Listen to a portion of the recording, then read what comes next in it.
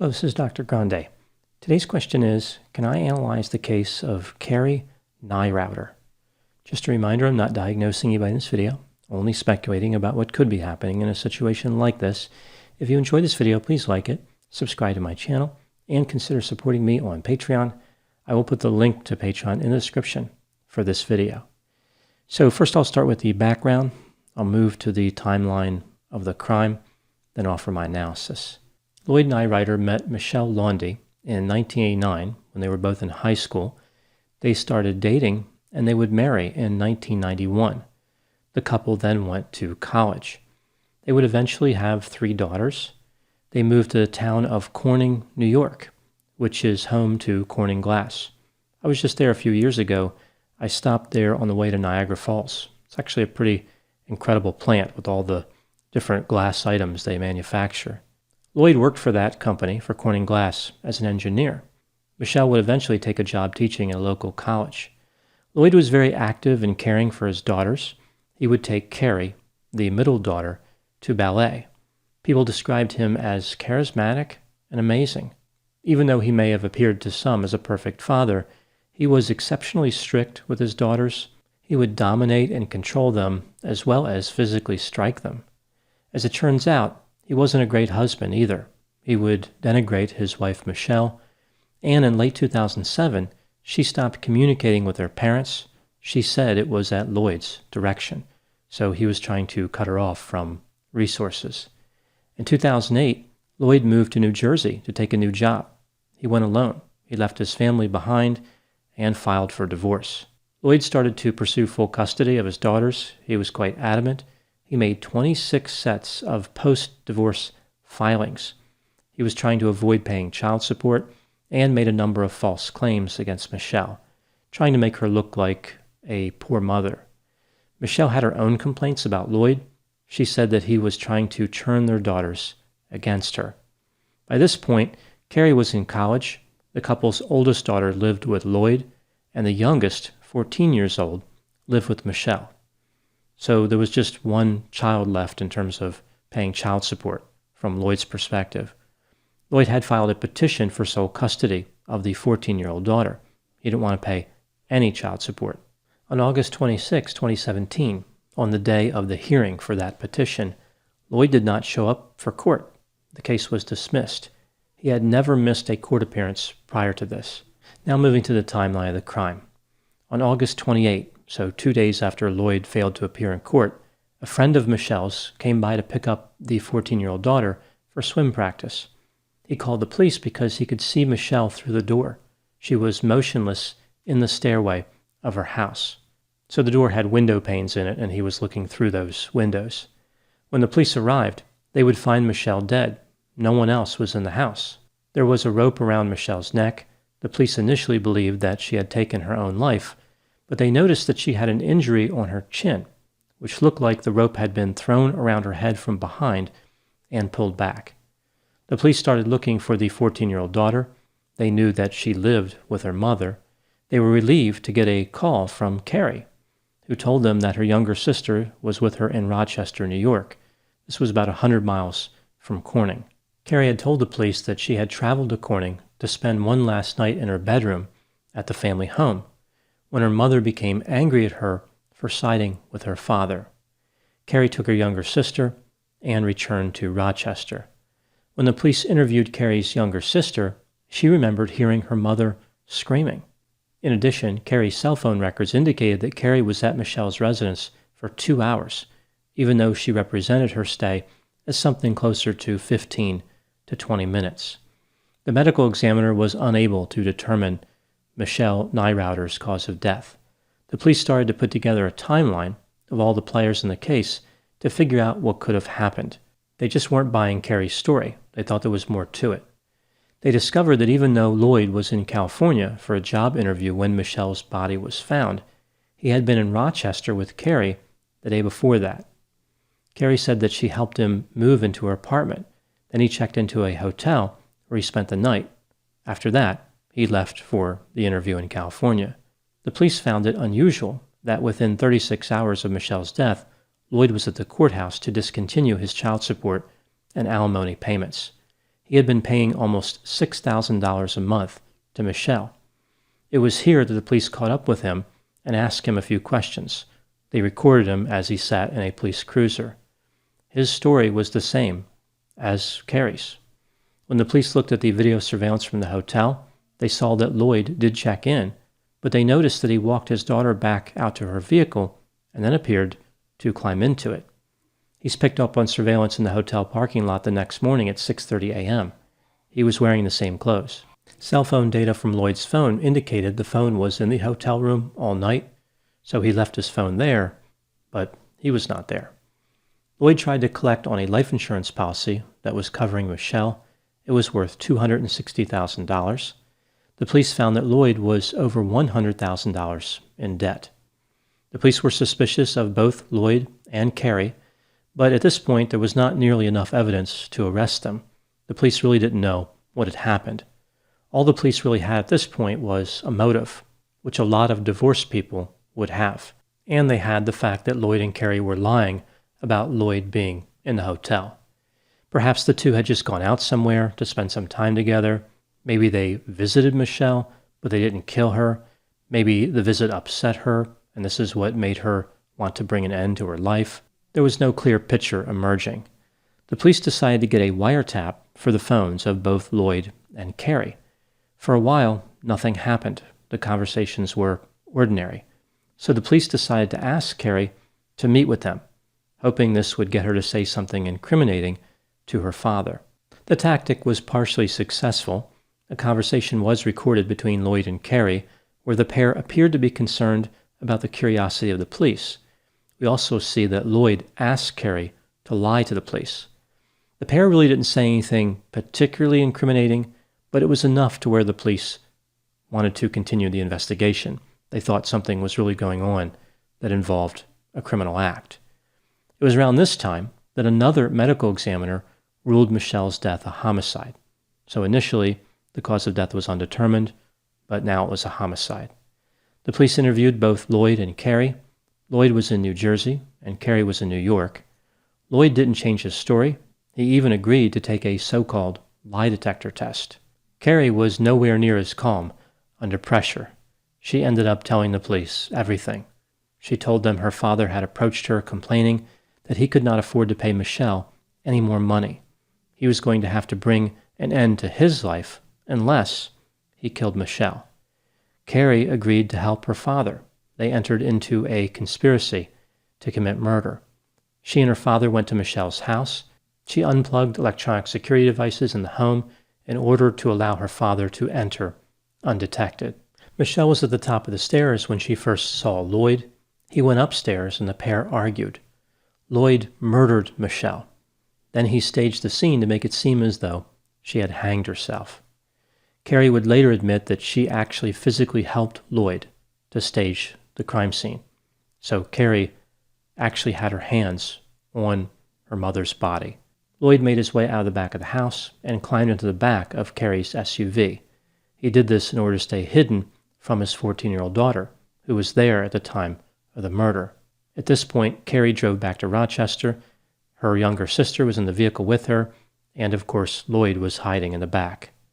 Karrie's younger sister was not aware Lloyd was ever at the house because she was sleeping for part of the time, and for the rest of the time, Karrie kept her busy. Although, as I mentioned, the younger sister did hear her mother screaming. Karrie was charged with second-degree murder, second-degree conspiracy, tampering with physical evidence, and first-degree custodial interference. The police had enough to arrest Lloyd. They figured they would grab him when he showed up for that polygraph, but he missed the appointment. Instead, they would find him at a parking garage in downtown Princeton, New Jersey. He was threatening to experience a gravitationally assisted demise. The parking garage was 5 stories, and he was standing on the edge. So he was threatening the police with this behavior. They were talking to him for about 90 minutes. At one point, he turned his back on an officer who quickly tackled him. He was arrested and charged with first-degree murder and a number of other charges, including first-degree burglary and second-degree conspiracy. The prosecutors made a deal with Karrie. She would testify against her father, and she could plead guilty to second-degree murder and spend 15 years to life in prison. After Lloyd's DNA was found on Michelle's pajamas, the one she was wearing when she was attacked, the prosecution offered Lloyd a plea deal. If he would plead guilty to first-degree murder, the other charges would be dropped. He could be sentenced to up to life in prison without the possibility of parole. So it was an awful plea deal from Lloyd's perspective. In an effort to prove his negotiating skills were as deficient as his parenting skills, he accepted the plea deal and was ultimately sentenced to life in prison without parole. Surprisingly, the prosecutors decided to allow Karrie, who had agreed to plead guilty to second-degree murder, to plead guilty to second-degree manslaughter. So they had her on a charge that matched what she actually did, but they gave her a better deal. She was only sentenced to 1 to 3 years in prison. She was released in January of 2020. Now moving to my analysis. There are two main ways of thinking about this case. One way, justice was served. The person with the motive and who actually did the killing went to prison for life. Karrie was a victim who was manipulated. The other way of thinking about it is that the disparity in the sentences for the perpetrators was massive and not supported by the evidence. Karrie was an active and willing participant in a homicidal conspiracy, yet she served hardly any time in prison. She beat the system. She played the prosecutor. Let's look at the factors both for and against the idea that justice was served, starting with the factors that support that this outcome was fair. Lloyd was an abusive parent and husband.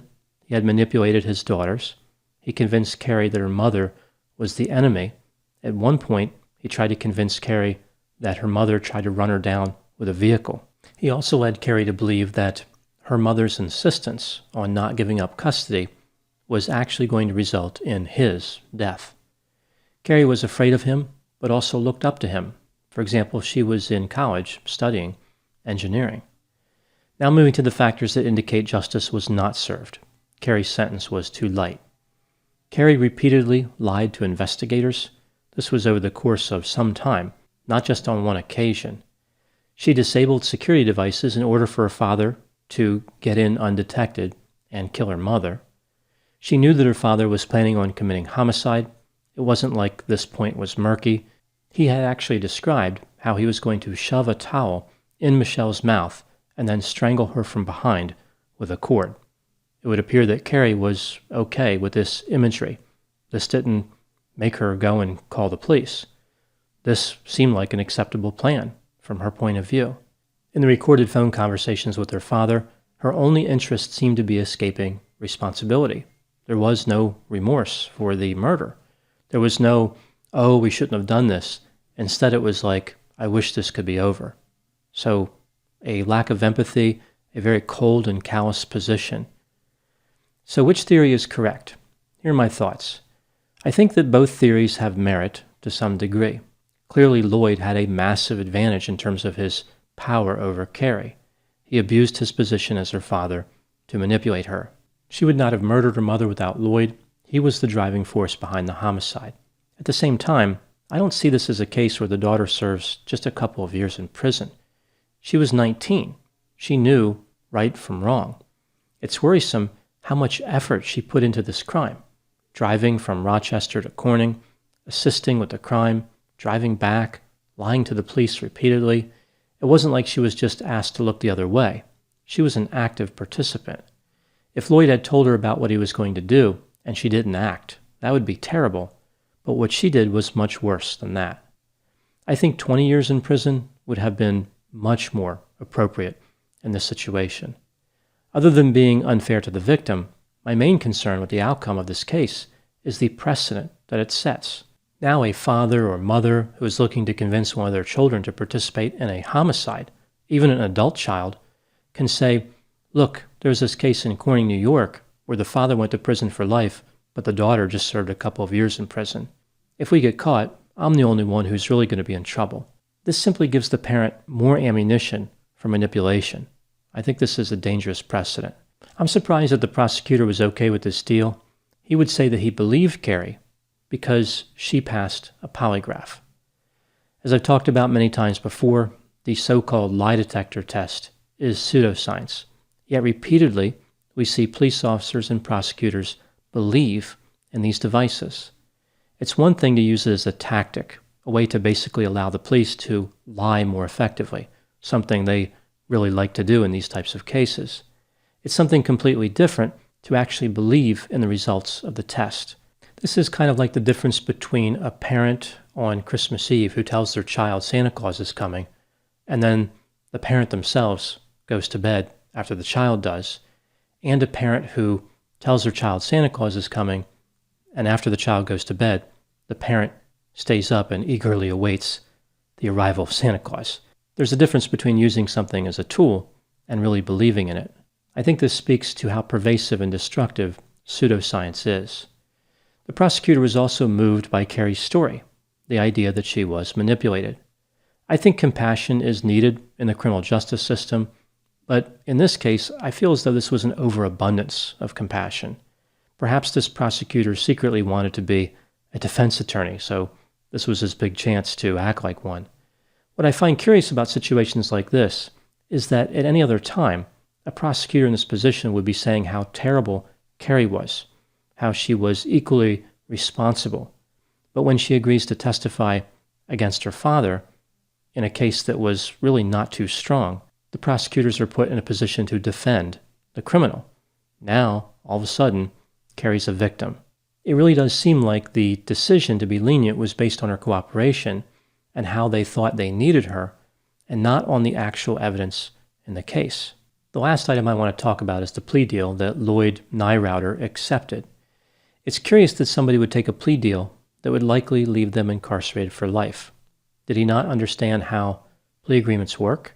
He could have mounted a robust defense. He could have said that Karrie was the actual killer and he only helped clean up the scene.